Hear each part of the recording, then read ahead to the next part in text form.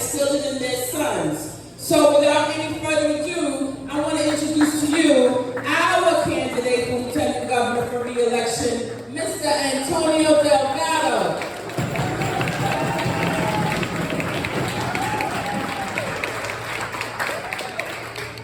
How you doing? Can you hear me? I need you to hear me. All right. Yeah, there you go. There you go. It is good to be with the guy on Brewer Democratic Club, the historic club. I want to thank the club for hosting as he paid homage to the late great Archie Stigler. I want to thank, I know he's not here, but he's my former colleague, but a mentor of mine, a godfather of mine at this point, Greg Meeks.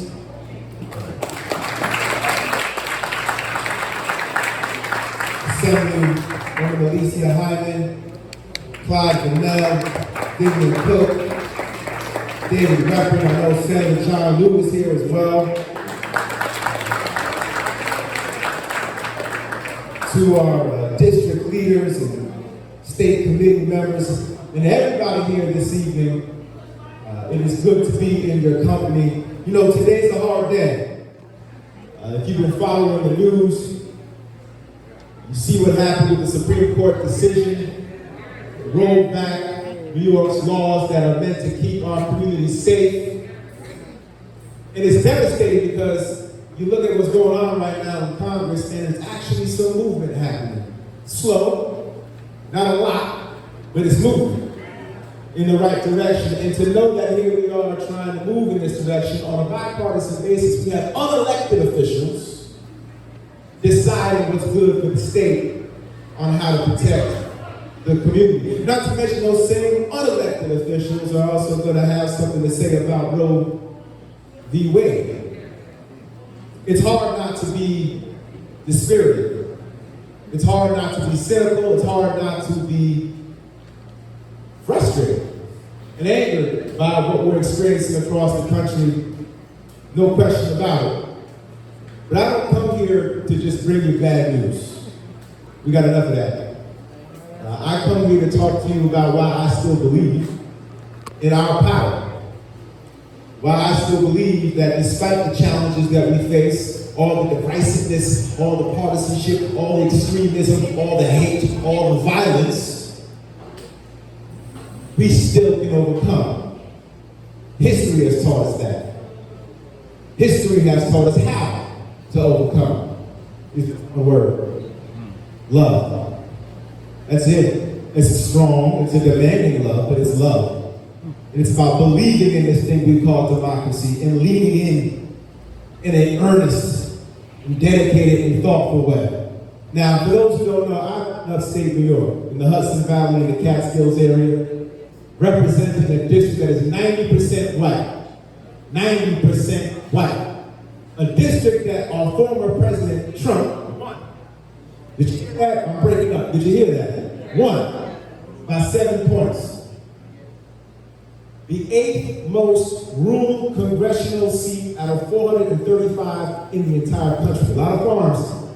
I didn't grow up on a farm, but I served over 5,000 family-owned farms when I was in Congress. 1/3 of my district was Democrat, 1/3 was independent, 1/3 was Republican. Do the math. That means 2/3 of the folks that I represented didn't even share my party affiliation. So that begs the question, how? How did you win in a place like this as the first person of color to represent upstate New York? How? Because I met people where they were. I showed up. I leaned in. I looked them in the eye. I shook their hand and asked them, how's your family doing? What do you care about? What are your desires? What are your wishes? How can I help you? Service, not politics. Got a lot of those. I'm talking about public service. That is the work that I was able to do. And I listened intently to figure out how. To figure out that connection with people beyond the politics. And you know why I was able to do that? I was brought up That's how.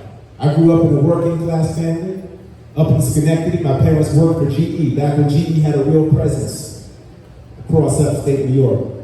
Few things were very important in my household. Books, education.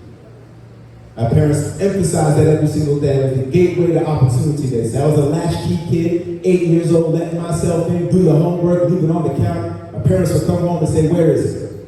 Like clockwork. No excuses. And they brought the red pen out. They didn't have laptops back then. It killed me. And if I wasn't doing homework or playing basketball, my first love, I was in church every Sunday. And every Saturday for choir practice and usher practice, and every Wednesday for Bible study, and every summer I was at vacation Bible school. That's how I was brought up. So for me, when I talk about service, I don't talk about left-right politics. I really don't. I'm talking about right-wrong. That's what I'm talking about. Before you can get to the issues, what's the foundation upon which they rest? Are you decent? Are you honest? Do you have integrity? Do you care about people? Do you have character? These are the qualities that we have to ask our leaders to have. We have to set that bar.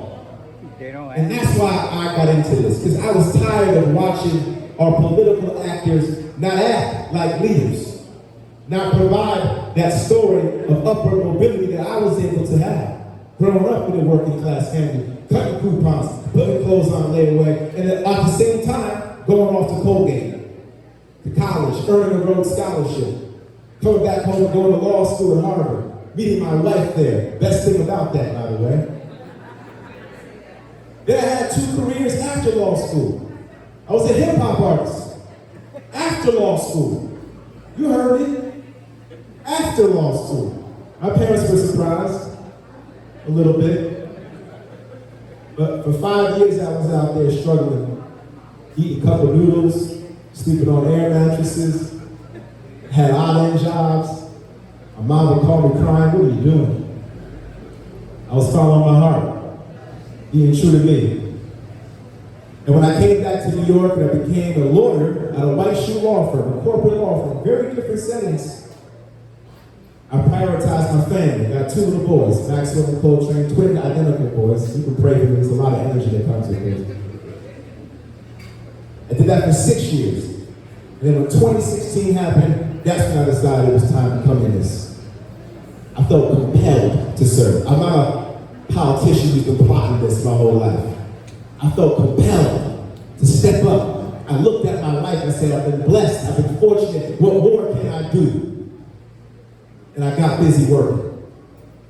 And not just listening, but getting things done. 18 bills. 18 signed into law when I was in Congress. 10 under President Trump and 8 under President Biden. No matter what administration, being able to get it done. So I come before you today, understanding the challenges that we have are hard. It's easy to be cynical. It is. I get it. I have my days too. But we have to believe in this thing we call democracy. It is a moral endeavor. One person, one vote.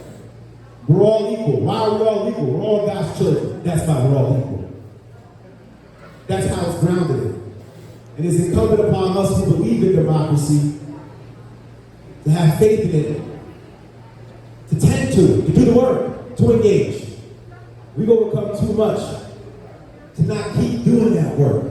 Despite the setbacks, despite the challenges, despite the hate. We know that love is the answer. We know that hard work and discipline and focus is the answer. We know not being deterred is the answer.